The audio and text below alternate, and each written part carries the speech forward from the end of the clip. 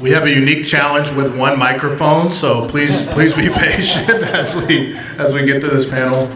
I wanted to start off by highlighting your careers, who you are, and then we'll dig into the panel discussions. Momo, you're partnerships manager at Plug and Play here in Seattle.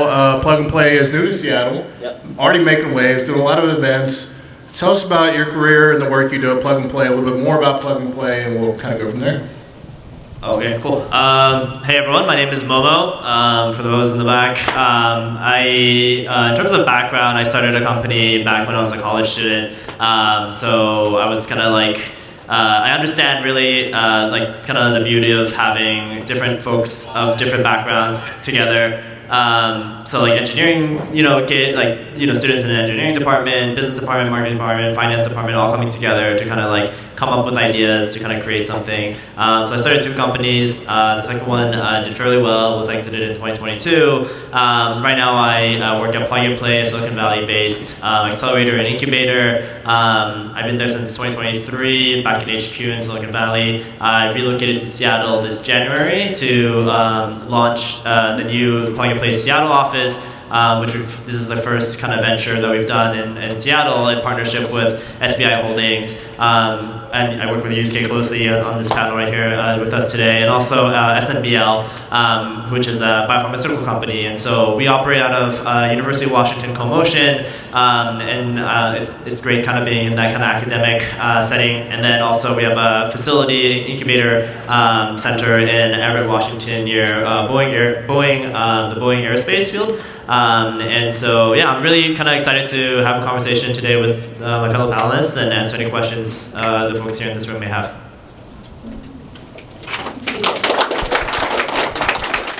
Hi everyone, Amy. So excited to be here. Thank you so much for inviting me. I'm co-founder of Nowadays. We do AI for corporate events, so everything from a small intimate executive dinner in New York all the way to an entire hotel buyout in Thailand. So if you watch White Lotus season 3, we did a whole property buyout of that property in Koh Samui.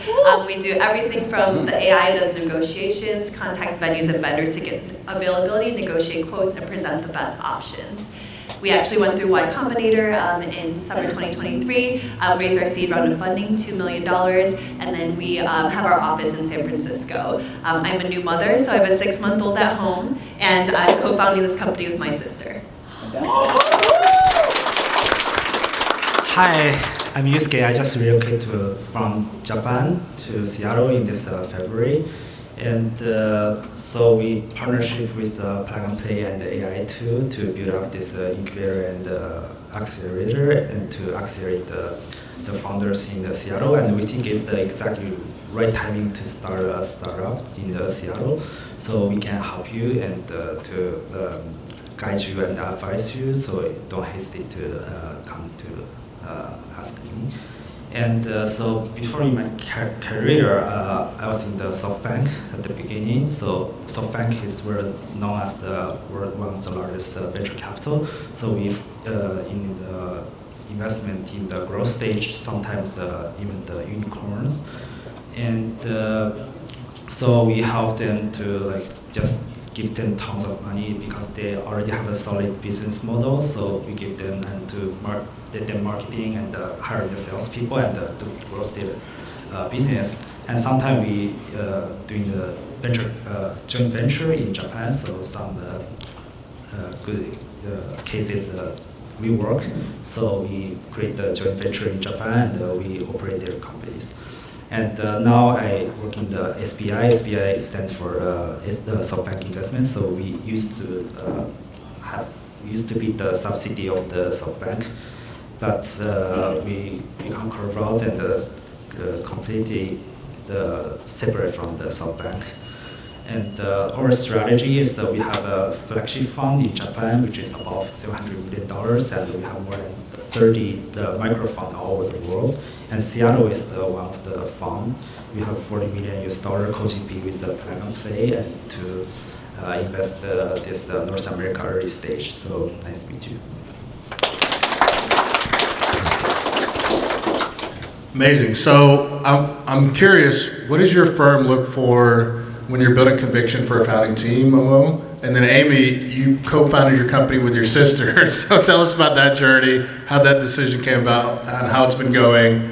And then Isuke, if you want to share more about like what you want to look for in a founding team. I know you're at the growth stage, but you've seen a lot of successful teams go to become unicorns. Yeah, so I will kind of summarize it into 3 main points. One is essentially, can they build the product, first of all? Like, can the founding team, do they have the technical talent to build whatever they're trying to build? I think also market size, right? Like being able to gauge if this startup is tackling a problem, right? That justifies investment and justifies venture scale returns, right? So like as a business, that's always something we have to keep in the back of our minds. The second thing I would say is things like pedigree, like did they go to Stanford, did they go to Harvard, Cornell? That's one signal. I would say that's less of a main factor. It's kind of just like a nice to have. We've invested in lots of founders who don't have that background. And then I think the third would be, do they actually have the, traction? Like, are they showing things like customers, like interest already? Like, are they getting LOIs? Essentially, like one of the things that Plug and Play can support with is kind of introducing these startups to our corporate network. So Plug and Play partners with like over 550 corporates worldwide. We have 64 global offices. And so being able to kind of put those startups we invest in front of these offices, in front of these key players in different regions is kind of one of the reasons why startups come to us, right, for investment. And I'll just pause there. Perfect. So I'm actually the oldest sibling. My sister's the youngest sibling. So as an older sibling, I'm very risk adverse.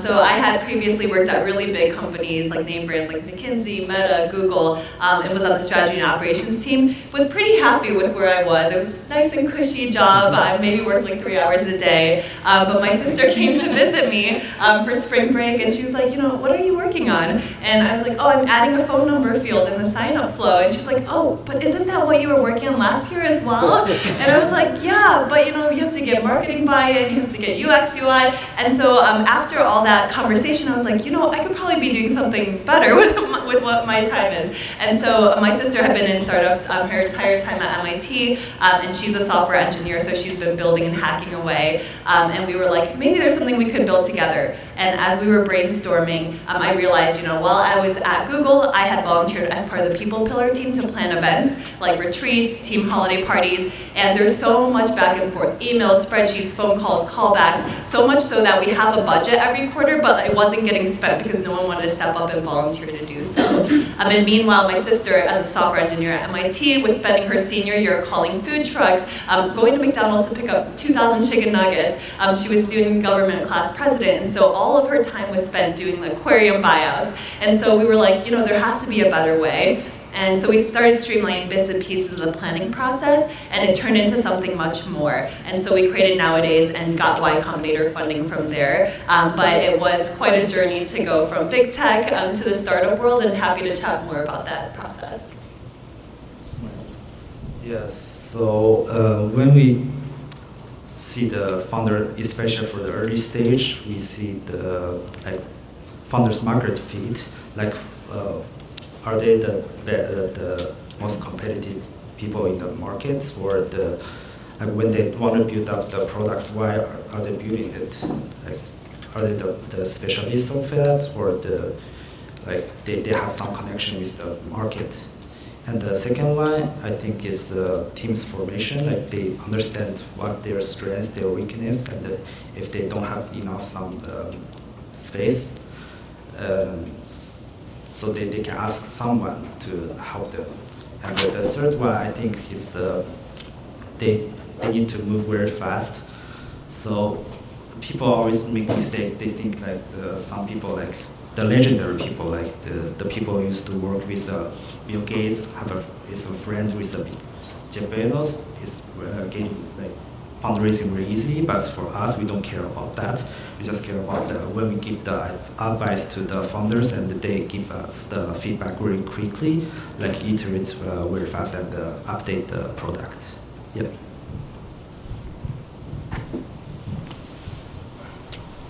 All right, so we talked about the founding teams. We're going to get a little deeper. So when you build your MVP, you're going to go out for fundraising. Share maybe some missteps founders take when they're going to fundraise. You got a lot of advice from Y Combinator you can share. You guys have also seen a lot of deals. What if founders get wrong when they're going to pitch investors? So I mentioned I had like a startup that we sold in 2022. We actually bootstrapped that, so we actually decided not to go with the venture back route. And I can a little bit, maybe if anyone here is interested in that topic, I can talk a little bit about that experience. In terms of kind of like, I guess the question is really around mistakes to avoid, right? When you first come to investors with like your MVP deck.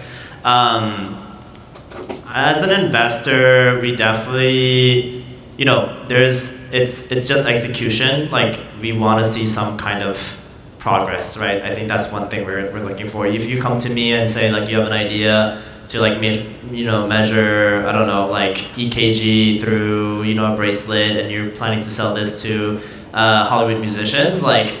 Sure, maybe there's a market there, but like, do you have that bracelet? Like, have you built like a prototype of that bracelet? Like, where are you?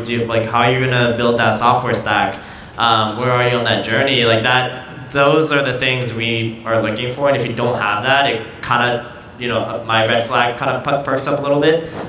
So I encourage everyone here, if you are pretty serious on starting a company, like please, come with your prototype, come with your MVP, come with like a demo, right? I think a demo would be incredibly powerful to your investors rather than a pitch. I think they say images convey like 1,000 words. I think a demo conveys like 1,000,000, like 100x that. So that would be my 2 cents. Super helpful, yeah. I think from my perspective as a founder, there are 3 things that we see as mistakes, which we experience ourselves as well. The first is a lot of times investors will reach out to you and you do not need to take the immediate meeting. So you can push off the meeting to when you're ready because you want to treat every interaction as if it were a pitch, and you don't want that first interaction to be bad. And so something that I've realized is if someone reaches out to you, you can actually say, hey, like we're heads down building, we'd love to chat, maybe we can chat in like 3 months from now when we start fundraising. And then you can put all your calls within a 2 to 3 week time period, and that creates an artificial deadline. And all of those companies, all those VCs that are reaching out to you, they now have a timeline and momentum. And so when you're getting those smaller checks, you can say, hey, we're already reaching halfway toward the deadline. Are you in or out? So that really shifts the power dynamic and puts you in charge. The second is a lot of times founders will treat fundraising as a game and not really have a target in mind, and then they might like overshoot it because it's so fun to fundraise. But what we've seen is if you really should have a goal in mind. And for us it was, hey, we want to raise a Series A within an 18 to 24 month time frame, and here's how much we need to do it. And for us that was $2 million. And so we really were intentional about not going over that amount because we also didn't want to dilute or give away too much equity of our company. And so making sure that you're not confusing building and fundraising, because just because you're fundraising a lot doesn't mean it's going to be a successful company. And then third and finally, I realized that with fundraising, it really is like you have to end the conversation with, would you like to invest? And really get a clear deadline from them, because otherwise investors will just try to push off the conversation until they see like momentum and traction from other investors. And so really making sure that they have a commitment before you end the conversation, or at least a deadline when they are able to let you know when they can have that decision. So those are my 3 tips. So for the early stage founder, the very common mistake I can find is like when the founder find the problem and the solution, and they talk with the potential customer, and the potential customer always said, oh, if you add this kind of feature or that kind of feature, and we definitely gonna buy it, it's gonna be amazing. So the founder just listen to them and add the features, like potential features, and then pitch to the investor, and it become like horizontal like solution and the platform, and it's gonna like raise like 10 to 30 million for first round. And we are not gonna do that. Like only like Sequoia or A16Z gonna do that. But unless you're the like CTO of the OpenAI, you can raise that kind of money. For So at the beginning, just fix the focus on raise the focus on the like one solution, and the customer gonna use it, and then like add the future in the futures. Yeah, that's the recommendation. So I want to dig a little bit deeper into plug and play, SBI. Talk about maybe some of your breakout successes, maybe one or two, and then if any like unlock happened with that company, like what allowed them to accelerate quickly? Was it the funding you provided? Was it the founding team, product? Maybe talk about some of the successes. Yeah, so we have a bunch of companies so we're an early stage investor. I don't think I explained that. So we invest roughly 150K average check size. So, we're roughly, seed stage, maybe in your Series A round type of investment. When you're that early, it's really hard to kind of identify, right? Like whether or not this company is going to be the one that wins it or not.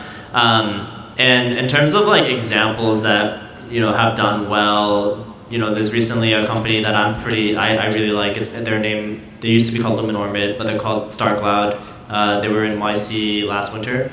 I don't know if you've met them, but they're Seattle based and they build data centers in space. Like that's their thing. So it's very technically difficult to do. I think we look at that, like how strong is your moat, right? Like how easy is it for some other engineer at a big tech company to copy your idea?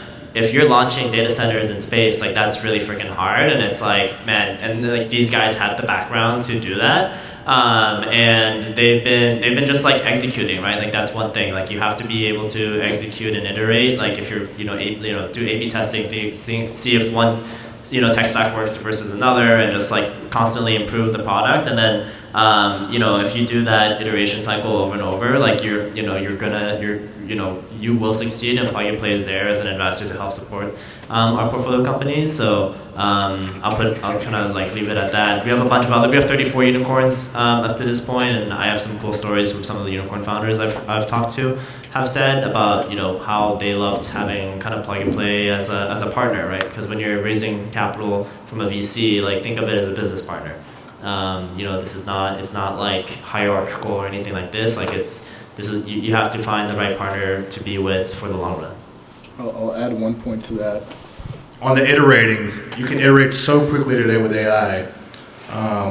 There's a great book if you guys want to go out and read it by Jeffrey Busgang. He's a legendary venture capitalist, lecturer at Harvard, and he talks about the experimentation machine and 10xing your experimentation with AI tooling. So I think that's a great book to read as you're thinking through building product, experimenting with product, and getting to product market fit as quickly as possible. Sorry, can you repeat the name of the book? It's called The Experimentation Machine by Jeffrey Busgang. Yeah, so for us, we have like quite a few successful exits. For example, Alibaba or the Ripple or the Circles, but I think the thing you can copy is the case of the Paydi, and Paydi is the buy now pay later company in Japan. So their strategy is quite simple. Like the buy now pay later company is very successful in US, so they just gonna copy it and just do the same thing in Japan. The very smart thing they do is that at the beginning of formation, they work very tight with PayPal.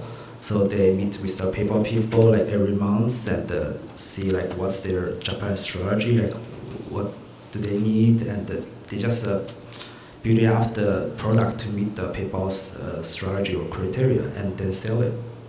Yeah. So I think at the beginning you don't, if you don't even want to like be acquired later or even later, or like you want an IPO, but you always need to think about like who's gonna be your potential acquiring company. Yes. Okay. Okay. Just from a personal experience, we met Brian Chesky from Airbnb, and he was explaining kind of the ups and downs of his journey building Airbnb. It's called Air Bed and Breakfast is how it started off. And there was a point in time when it was actually the breakfast cereal brand that they created that was funding 80% of their business. And he was in the garage, and he was hot gluing the cereal boxes himself. And so it really, the advice is just do things that don't scale. You have to, as a founder, do things manually first to prove out the concepts of things. And as they were building out Airbnb, they realized, hey, the pictures that hosts are uploading are so blurry, it's not actually people are not clicking into them. So he ended up booking a flight to New York and personally photography, all of the host homes. And then once they realized, the picture quality is a big aspect of it, it ended up taking off. And so really being down to earth and willing to do all the nitty gritty as the founder is something that I found really helpful. Amazing. I wanted to go back to ground level again. How many here is in the earliest stages of building a company again? I think there's a lot of people. If you want to just quickly raise your hand. Okay, yeah, a lot of people in the room. So as the audience is thinking about building their company, building their MVP, and maybe even having early product market fit, talking to investors, what should they be prioritizing to make that first investor call go as well as it can? Is it hey, I got a customer and they invested, I have a bunch of LOIs, now I'm starting to generate revenue. What do you guys think that priority should be from the founder's perspective to gain that investor's trust? Can I think on that question? Yeah, please. Yeah, I can start off. So at least for us, what was really helpful for getting that initial Y Combinator interview was having some kind of traction. So I was full-time at Google, Anna was full-time at MIT. We weren't able to put too much time in it, but what we were able to show is over the course of 2 weeks, we were able to reach out to 200 people. Here's how many demos we booked. Here's how many expressed interest. Here's how many were signing LOIs. And so even though we hadn't gone full-time yet, we were showing commitment and numbers that were able to prove out the concept. And so I think anything that has some kind of numbers or metrics to back up the case, as well as proving that you've talked to so many people and understand the pain point deeply is really important as well. Yes, so when you talk with the founders, I think if the founder laser focus on the one specific problem and that they have a capability to solve it, and they tied with the even middle stage or the large cap companies and starting to do the POCs, and you can find after if they make the product, they can 100% to sell it to the large companies, and that's the good sign for us. And because you can just replicate and copy the stuff to the many big companies, and if the founder have the exit plan, they think they're talking with the potential acquiring companies and see what do they want or that kind of stuff. That's a really good sign for the investor to do the investment. I think Yusuke and Amy's answers are spot on. And so I'm gonna say a little bit, maybe answer this question in a little different angle.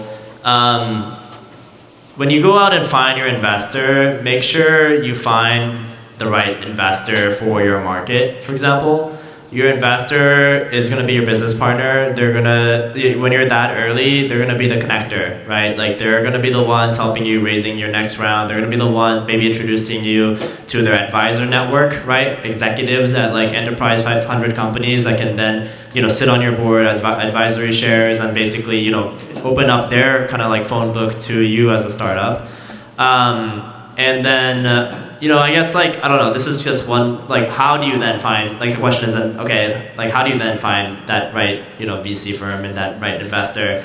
Obviously AI is a great resource. One I really like is like LinkedIn Sales Navigator. I don't know if you guys have heard of this tool before, but you can it's really expensive. I think it's really expensive. But basically, it allows you to kind of demographically segregate. You can demographically, PitchBook too, right? I'm just saying these kind of like they're not really CRMs, but you know what I mean, like these databases of investors or executives or angels or like high net worth individuals. You can definitely like there are tools out there like LinkedIn Sales Navigator, like PitchBook that can help you narrow that, like, be focused, right, and then target the right investor for your company. I'll end it with a question for advice. So there may be a lot of big tech people in here. Maybe you're moonlighting. You're starting something new. You raise your hand. You're moonlighting. Any advice for people that are wanting to make the jump from big tech into startup land? Like, what should they be prepared for? Maybe it's, hey, you're about to give your soul away to your work. You know, no sleep. You know, maybe you're skipping meals. What advice do you have for people leaving big tech or maybe have been laid off recently and want to go start a company?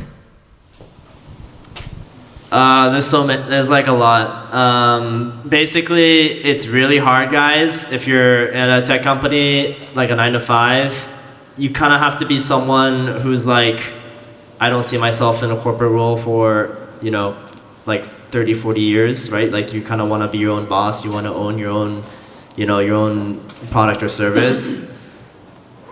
Also, don't like, you know, just, I mean, there's so much really, and then it's like a different beast from being at a tech company.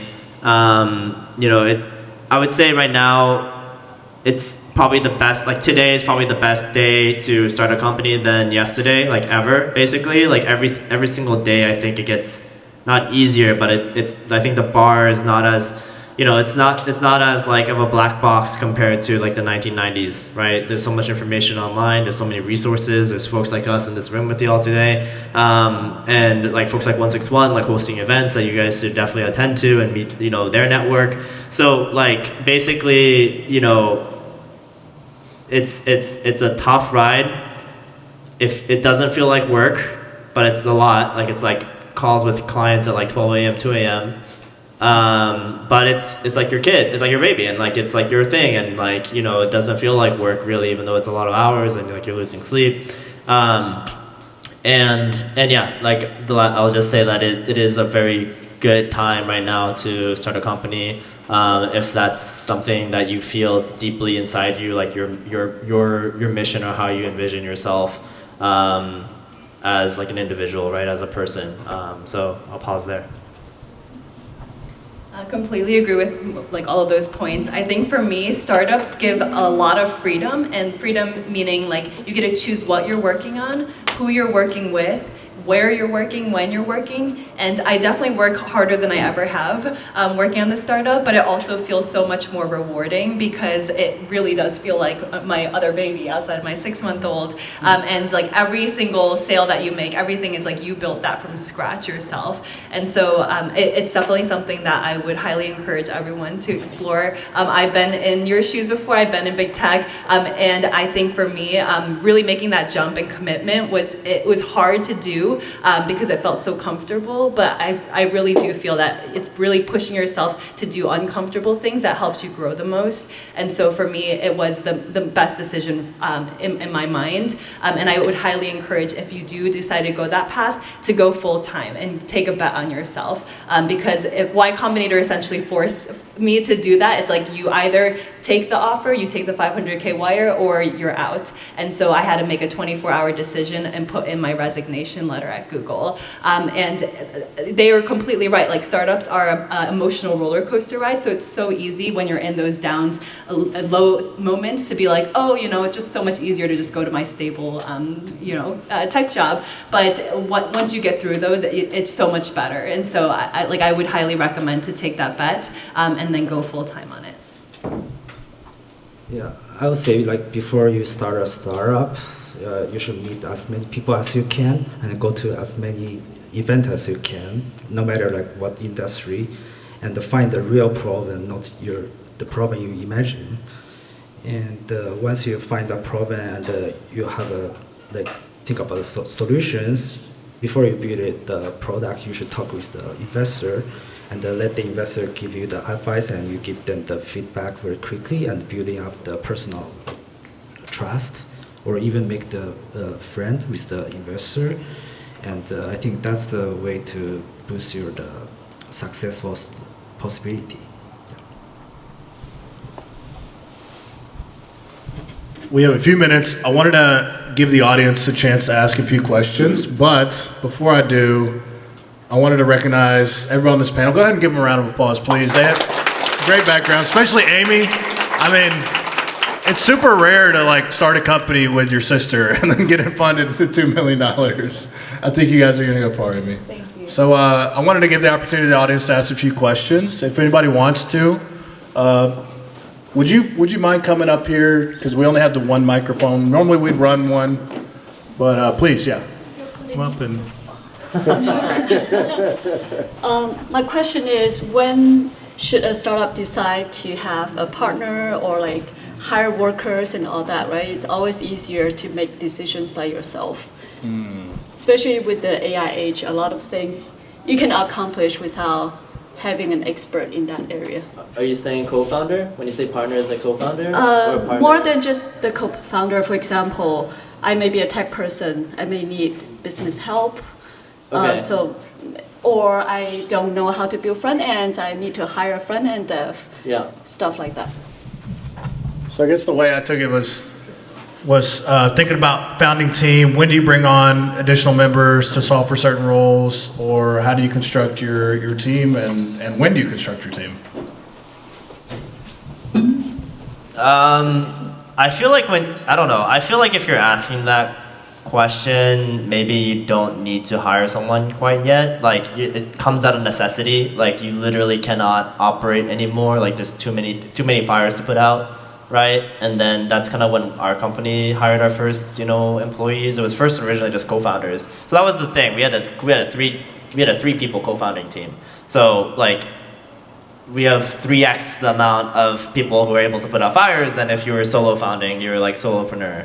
So I've never done the solopreneur journey, so like I can't really give great feedback, but I think as like a framework, like if you are asking, should I hire someone? Like I think that's maybe a little bit too early.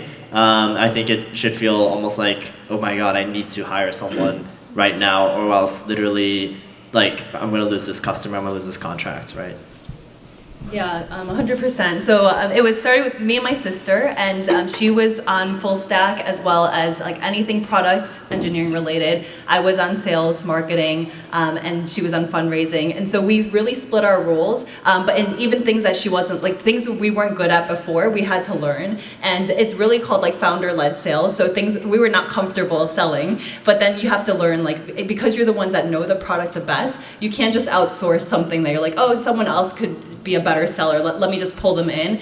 You need to go and learn what the customer's pain points are and what will make your product really like profitable. And so once you're able to hit a certain like revenue target or number of customers, for us it's like once we hit 1 million, we'll hire an external seller. Once we hit this money of customers, this is when we'll hire someone else to do dev. And it was really the point where we had customers knocking down our door and we're like, we physically cannot work any harder. We are drowning. That's when we hired our founding engineer. And so it's really similar concept of like you need to be able to do all the hats before you ended up delegating to someone else. I'll say before you hiring someone you don't know, you should like just 2 or 3 founder can build up the like POCs or demos or to find the potential partner customers. So you should do at least that part, and then if some problem you cannot find, you can hire. But at the beginning, just don't pay them salaries, just 1 or 2% of the stock, and they can just work for you very hard. And that's the good person you should hire at the first employees. Yeah. Take one more question if anybody has one. Yeah, please. So I have questions like how can you decide it, like right now if I'm working for big companies and then have a sweet spot, like have a higher salary, how can you decide to give up your, for example, in your Google job, like you only work for 3 hours and you got a full hack. I have friends who work in Google and so because I'm not in that big company, but I still need to pay the loan for my house and everything. But startup, like there's a risk, and you also have kids. What if the startup doesn't like succeed, it failed? Like, how do you support your family, and how do you make decisions to stop and quit your job and make a small startup company?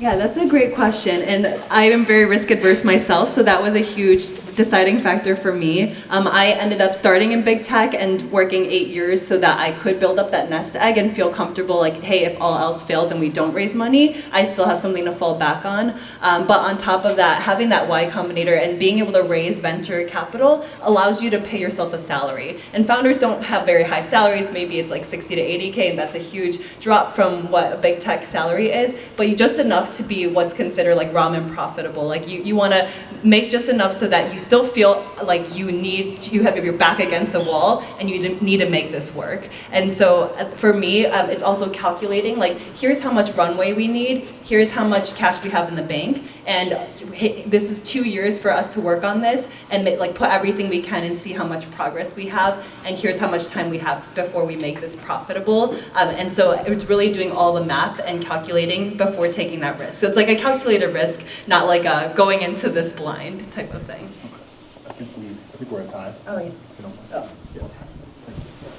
All right, guys, give it up for our panel, please.